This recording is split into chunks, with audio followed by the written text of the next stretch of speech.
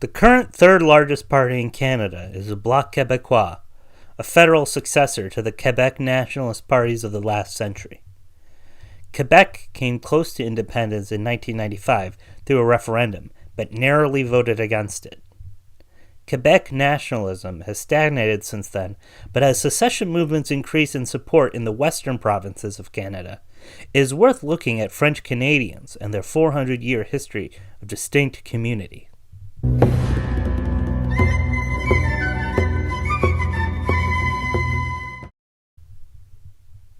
After a series of explorations and failed projects, a French trading company set up a permanent outpost in modern-day Quebec in 1608, the same name of the settlement. The French increased their outposts, where their main export was the lucrative fur trade, waterproof beaver pelts being especially prized, and unlike the British, did not seek to make large population centers.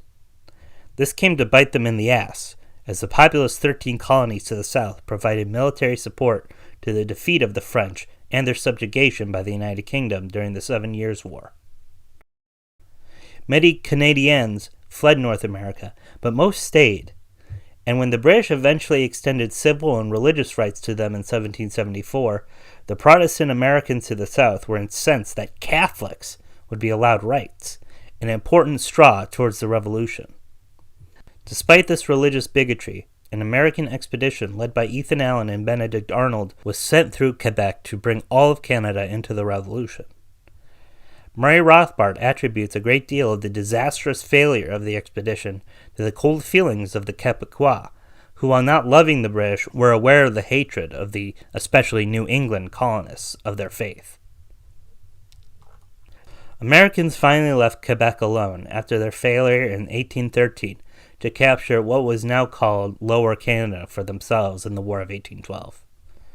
The Quebecois had allied with English speakers in Lower Canada for political reforms, and both took part in the 1837 to 1838 Patriots' War, which led to their being stripped of what autonomy they had and thrust into union with Anglo-Canada, which did not change with the 1867 Canadian Confederation Act that created the modern Canadian state. Quebec became a populous but minority nation in a large country of Englishmen. While French Canadians in the East did not trouble the British Empire in the rest of the century, the part French, part Indian culture known as the Métis, compared to the Griqua in our South Africa video, in Western Canada had an uprising in 1885 that was brutally suppressed by the British. Quebec became mostly integrated into the new Confederation of Canada, being a bulwark of liberal support, who were of the two factions in Canadian politics the most pro-Catholic.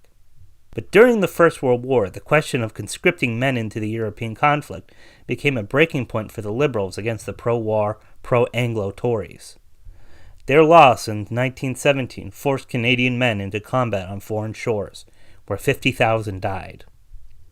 While Quebec continued to vote overwhelmingly Liberal on the federal level up into the 50s, a conservative-aligned moderate nationalist party arose for the first time in Quebec in 1936, the Union Nationale, and challenged the provincial Liberal Party for dominance.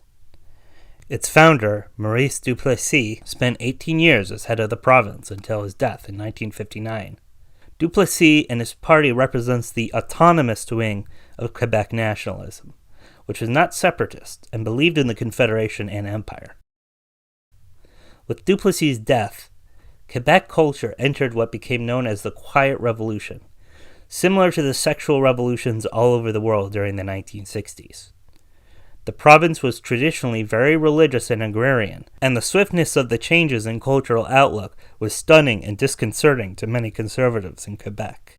Opinions on Quebec nationalism also drastically changed, with the separatist sovereigntist movement gaining a great deal of support starting in the 60s.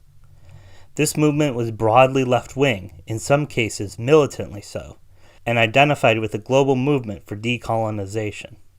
Quebec, like the old imperial colonies of France and Britain, was a captive nation yearning to be free. Parti Québécois, founded in 1968, became the main provincial Canadian Nationalist Party and identified with social democracy.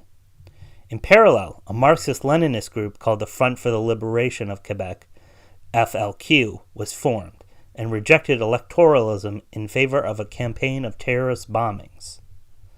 These reached a climax with a bomb attack on the Montreal Stock Exchange in 1969, and in 1970, the group kidnapped and killed the Deputy Premier of Quebec, Liberal Pierre Laporte, which soured public support for the group in the same way as the Corsican nationalist assassination of their regional prefect did for them.